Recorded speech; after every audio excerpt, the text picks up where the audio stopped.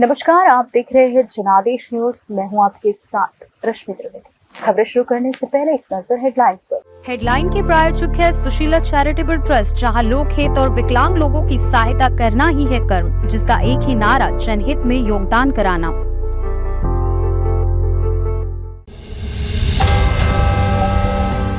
नमो hat trick की भगवा T shirt पहनकर संसद भवन पहुंचे अनुराग ठाकुर, बोले अब की बार 400 पार। जयंत चौधरी के बोलने पर कांग्रेस का कोहराम, राज्यसभा में आज बवाल नहीं बड़ा बखेड़ा हो गया। लोकसभा चुनाव से पहले पूरे देश में सीएए लागू किया जाएगा, अमित शाह ने किया बड़ा ऐलान। मोदी सरकार के दूसरी कार्यकाल के आखिरी बजट सत्र के आखिरी दिन नमो हैट्रिक की भगवा टी शर्ट पहनकर संसद भवन पहुंचे केंद्रीय मंत्री अनुराग ठाकुर ने केंद्र में तीसरी बार मोदी सरकार बनने का दावा करते हुए कहा कि तीसरी बार मोदी सरकार अब की बार 400 पार। प्रधानमंत्री नरेंद्र मोदी हैट्रिक लगाएंगे और भारत को दुनिया की तीसरी सबसे बड़ी अर्थव्यवस्था बनाएंगे। नरेंद्र मोदी तीसरी बार चुनकर आएंगे तो देश के गरीबों का और कल्याण करेंगे, भारत को और बढ़ाने का काम करेंगे और देश का मान सम्मान और ज्यादा बढ़ाएंगे। भाजपा ने जो कहा वह किया, ये कहा है ठाकुर ने। जी हां, अनुराग ठाकुर ने आगे कहा कि भारतीय जनता पार्टी देश की इकलौती ऐसी पार्टी है जिसने जो वादा किया है उसको पूरा किया। भाजपा ने जो कहा वह किया। हमने 370 को खत्म किया, 35A से मुक्ति दिलाई और अयोध्या में भव्य राम मंदिर बनाया। केंद्रीय मंत्री ने कहा कि वे मोदी सरकार की उपलब्धियों को लेकर जनता के बीच जाएंगे। भगवान राम का आशीर्वाद पहले भी उनके साथ था और आगे भी उन पर बना रहेंगे। मैंने बाइट अभी नहीं दी भाई। बाइट नहीं। नमो हैट्रिक अनुराग जी, नमो हैट्रिक क्या है? तीसरी बार मोदी सरकार, अब की बार 400 पार। नरेंद्र मोदी जी हैट्रिक लगाएंगे और भारत को तीसरी सबसे बड़ी अर्थव्यवस्था बनाएंगे। नरेंद्र मोदी जी तीसरी बार चुनकर आएंगे तो देश के गरीबों का और कल्याण करेंगे, भारत को और बढ़ाने का काम करेंगे, देश का मान सम्मान और बढ़ाएंगे। देश में जो वायदे किए थे वो पूरे किए। इकलौती पार्टी भारतीय जनता पार्टी ऐसी पार्टी देश में है जिसने पहले दिन से अपने आज तक के एजेंडे को जो कहा वो किया। धारा 370 35A से मुक्ति दिलाई, ट्रिपल तलाक से मुक्ति दिलाई और भव्य राम मंदिर बनाया। अब हैट्रिक भी लगाएंगे और देश को आगे भी बढ़ाएंगे। राम मंदिर पर चर्चा। आज लोकसभा में राम मंदिर के लिए धन्यवाद प्रस्ताव पर चर्चा चल रही थी तो राज्यसभा में घनघोर हंगामा हो रहा था। संसद के उच्च सदन में लोकसभा की तरह अपनी कार्यवाही धन्यवाद प्रस्ताव पर चर्चा से शुरू नहीं हुई, बल्कि वहां सभापति ने जयंत चौधरी के आग्रह पर उन्हें 2 शब्द रखने का मौका दिया। चौधरी ने शुक्रवार को अपने दादा और देश के पूर्व प्रधानमंत्री चौधरी चरण सिंह को भारत रत्न दिए जाने की घोषणा से खुश होकर सदन में अपनी बात रखने का आग्रह सभापति जगदीप धनखड़ से की थी। सभापति ने उन्हें यह मौका दिया तो कांग्रेस से सांसद बवाल करने लगे।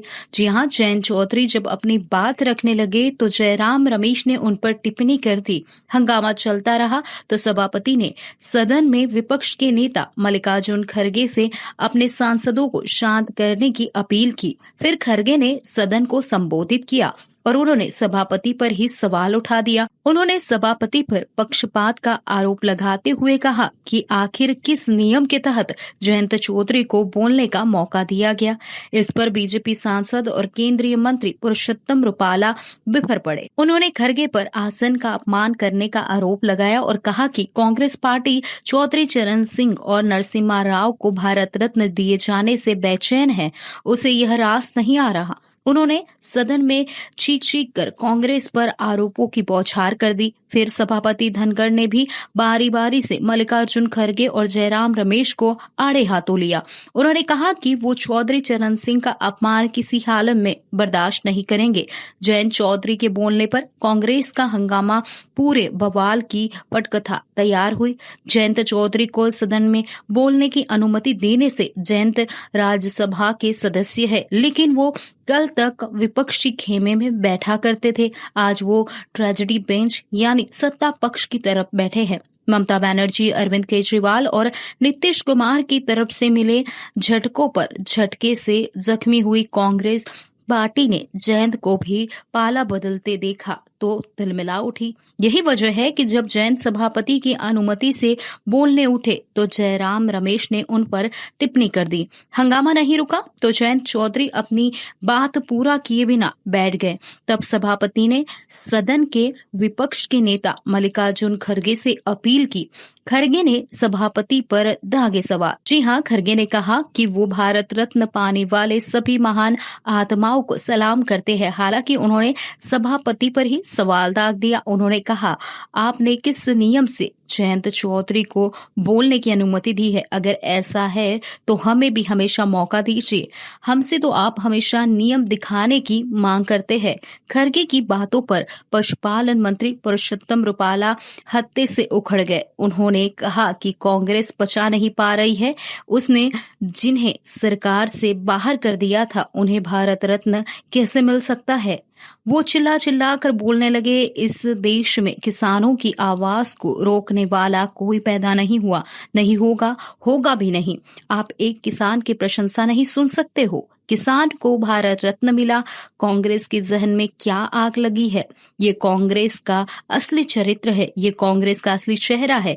उन्होंने चरण सिंह की सरकार गिराई थी। कांग्रेस का दुख यही है कि जिनकी सरकार हमने गिराई उन्हें भारत रत्न कैसे मिल सकता है? रुपाला ने सभापति को संबोधित करते हुए कहा कि विपक्ष के नेता यानी मल्लिकार्जुन खड़गे ने तो उल्टे आसन पर ही आरोप मढ़ दिया, जबकि चेयरमैन हर बार सदन को पूरे गौर से खड़गे को सुनने की हिदायत दिया करते हैं। पूरे रौब में दिखे रुपाला ने अपनी बात पूरी की तो सदन के नेता पीयूष गोयल की बारी आई।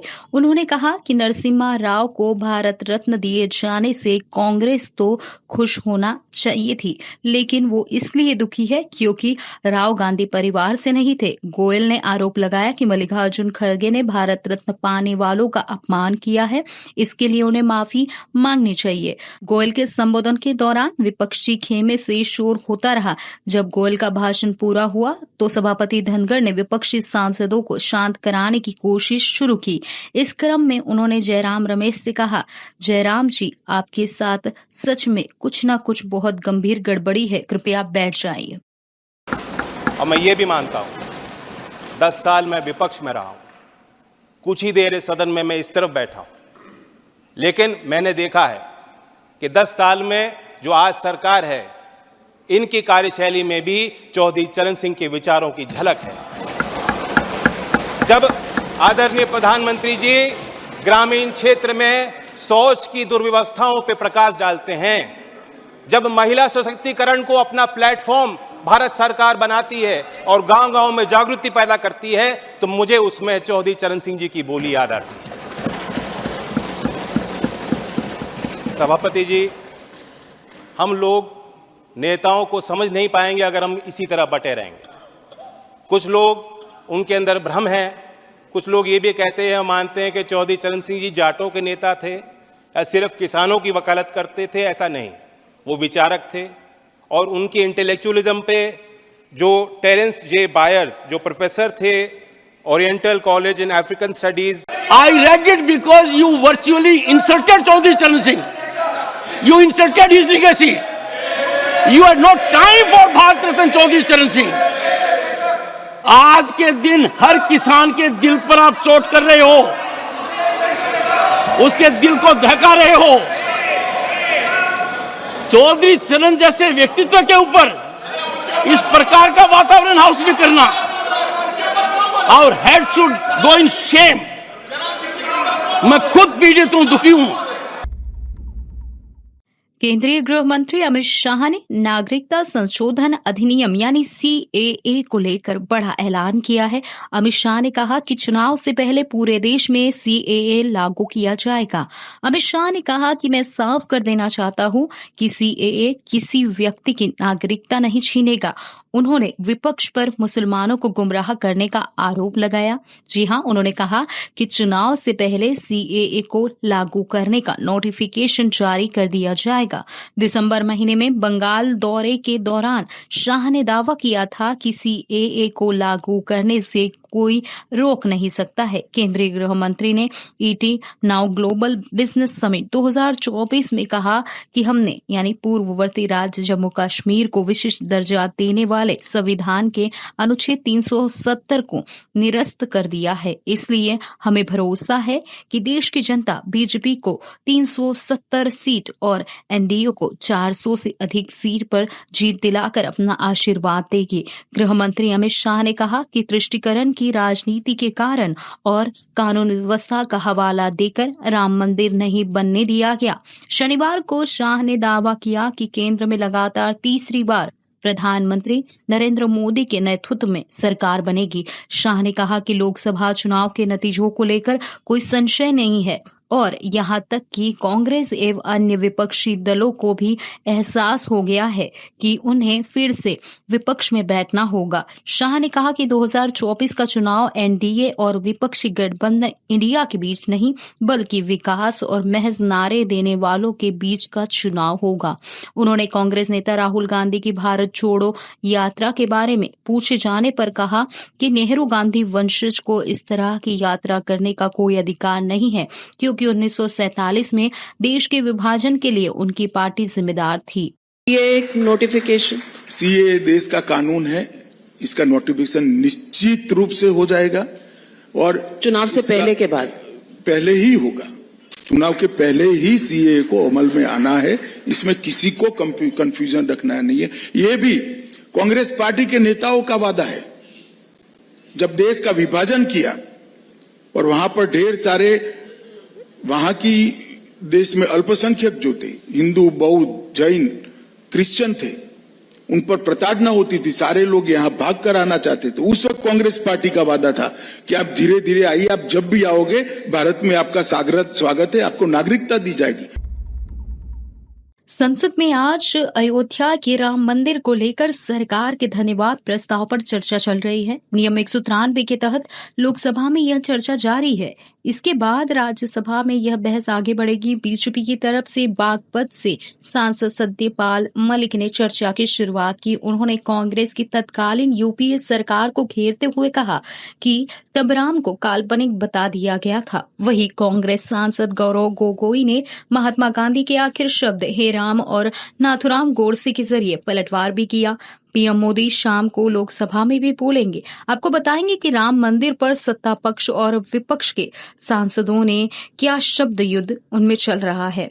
लोकसभा में राम मंदिर पर चर्चा के दौरान बोले गृह मंत्री अमित शाह, जब राम मंदिर का आंदोलन चला तो जय श्री राम का नारा लगा और अब जब राम का निर्माण हो गया है तो यह नारा जय सिया राम हो गया। राम मंदिर चर्चा पर लोकसभा में अमित शाह के भाषण की बड़ी बातें आपको बताते हैं। उन्होंने कहा, मैंने आज किसी का जवाब नहीं देना है, आज मैं अपने मन की बात और देश की जनता की आवाज सदन में रखना चाहता हूँ। वही आगे उन्होंने कहा, यह आवाज सालों से कोर्ट के कागजों में दबी हुई थी। नरेंद्र मोदी के PM बनने के बाद उस आवाज और अभिव्यक्ति उसे मिली। 22 जनवरी के दिन को भले कुछ लोग कुछ भी कहे, यह दिन 10 सहस्त्र से अधिक सालों तक याद किया जाएगा। 22 जनवरी का दिन 1528 से चली न्याय की लड़ाई का अंतिम दिन है। हजारों लोग चले गए, कई पीढ़ियां चली गई, लेकिन वे राम मंदिर के निर्माण का दिन नहीं देख पाए। हम बड़े सौभाग्यशाली है। राष्ट्र की इच्छा की पूर्ति अभिजीत मुहूर्त में 22 जनवरी को हुई है। रामलला आज 330 साल के बाद अपने घर में विराजमान है। उन्होंने आगे कहा कि राम आंदोलन से अनजान होकर कोई भी इस देश के इतिहास को पढ़ नहीं सकता है। मोदी जी के समय में ही राम मंदिर का स्वप्न सिद्ध हुआ। 1528 से राम मंदिर की लड़ाई लड़ने वाले संतों संगठनों को मैं आज के दिन याद करता हूँ। वो आज जहाँ भी होंगे आनंद की अनुभूति कर रहे होंगे। प्रताप सारंगी ने पीएम की तुलना भगवान राम से की। जी हां, बालासोर के सांसद प्रताप सारंगी ने संसद में चीन युद्ध का जिक्र किया और उन्होंने कहा कि पीएम मोदी चीन को उसी की भाषा में जवाब देते हैं। सारंग ने भगवान राम से जुड़ी पंक्तियों का जिक्र करते हुए कहा कि जब राष्ट्र पर आघात आता है तो प्रभु प्रलय का शक्ति प्रदर्शित करते हैं। मान्यवर नरेंद्र मोदी भाईचारे का संदेश देने वाले भी यदि राष्ट्र की एक सीमा पर भी स्पर्श करने पर प्रलय करने वाला ताकत रखते हैं तो उन्होंने कहा कि प्रभु श्री राम अयोध्या से कोई सेना लेकर नहीं गए थे, आतंकवाद का दमन करने के लिए बुलेट प्रूफ कार में ही नहीं गए। उन्होंने जंगल में अत्याचारी वनवासी के मूल शक्ति को जगाया और वनवासियों की शक्ति के सहारे रावण सहित तमाम आसुरी शक्तियों को खत्म कर दिया। सारंगी ने कहा कि अयोध्या में रामचंद्र के पुत्र कुश ने मंदिर बनवाया था। गांधी जी के आखिर शब्द हे राम में भी राम है। कांग्रेस सांसद गौरव गोगोई की ये बात है। भगवान राम सबके हैं, वे हर समय सबके साथ है, चाहे हम सफल हो चाहे असफल हो, चाहे दिन की शुरुआत हो या फिर महात्मा गांधी के अंतिम शब्द हे राम हो। गांधी जी ने यह भी कहा था कि मेरा हिंदू धर्म मुझे सभी धर्मों में सम्मान करना सिखाता है। इसी में राम राज्य का रहस्य छिपा है। उन्होंने अपनी सेना के पिछड़े वंचित सभी को लिया, सभी ने मिलकर रावण के अहंकार को हराया। हमें मंथन करना चाहिए कि आज देश के सभी अल्पसंख्यक पिछड़े खुश है। यही तो राम राज्य की परिभाषा थी। आज अनुसूचित जाति जनजाति के खिलाफ अपराध बढ़ रहा है। 2023 में लगभग 50% अपराध बढ़ा है। क्या यह राम राज्य है? आज पिछड़ा वर्ग जाति जनगणना की मांग कर रहा है तो उनके खिलाफ भेदभाव हो रहा है। विश्वविद्यालयों में उनके साथ भेदभाव हो रहा है। रामायण में माँ सीता भी है। माँ सीता ने कभी भी अपने संयम और शक्ति को कम नहीं होने दिया। आगे बात करते हैं सत्यपाल मलिक के भाषण की बड़ी बातों की। मीर बाकी ने 1528 में राम मंदिर को तोड़ा। यह इतिहास इस बात का गवाह है। वहां पर मंदिर था। 2003 में एसआई के सर्वे में यह बात स्थापित हुई। कभी कभी इतिहास में ऐसे कालखंड आते हैं, ऐसे युग पुरुष पैदा होते हैं जिनको इतिहास याद रखता है। जैसे किसी शायर ने कहा, हजारों साल नरगिस अपनी बेनूरी पर रोती है, बड़ी मुश्किल से होता है चमन में दीदावर पैदा। मोदी जी के आने से देश में रामराज आया। राम मंदिर बनने से देश की चेतना जागृत हुई। भगवान राम सबके हैं, ये कहा बीजेपी सांसद सत्यपाल सिंह ने। राम मंदिर पर सरकार के धन्यवाद प्रस्ताव पर चर्चा में भाग लेते हुए बागपत से बीजेपी सांसद सत्यपाल सिंह ने कहा, भगवान राम सबके हैं। हमारे राम हमारे लिए एक भावना है। राम हमारा भाग्य है। राम एक चेतना है। राम एक सभ्यता है। राम एक संस्कृति है। राम मोक्ष भी है। राम भारत में कहीं रामपुर है तो कहीं रामेश्वर है। राम घट घट के वासी है। वह केवल भारत की भौगोलिक सीमा में नहीं बल्कि वह उसके बाहर भी है। लोकसभा की कार्रवाई शुरू होते ही जय श्री राम के भी लगे थे नारे। लोकसभा की कार्रवाई शुरू होते ही बीजेपी सांसदों ने जय श्री राम के नारे भी लगाए। स्पीकर ओम बिरला ने जैसे ही सदन में प्रवेश किया, बीजेपी सांसदों ने जय श्री राम के नारों के साथ उनका स्वागत किया। सदन की कार्रवाई शुरू होने पर बिरला ने कहा कि श्री राम मंदिर के निर्माण पर चर्चा होनी है। उन्होंने इसके बाद पहले वक्ता के तौर पर बीजेपी बागपत से बीजेपी के सांसद सत्यपाल सिंह को आमंत्रित किया। मोदी जी को जब मौका मिला तब उन्होंने रामानंदी समाज के, संप्रदाय के और वैष्णव संतों से पूछा कि भाई प्राण प्रतिष्ठा करनी है, किसी संसारी ने करनी है, तो इसके यम नियम, इसके लिए किस प्रकार की उपासना करनी चाहिए, और जो संतों की ओर से सुझाएगा उससे भी अनेक गुना कठोर 11 दिन का व्रत इस देश के प्रधानमंत्री।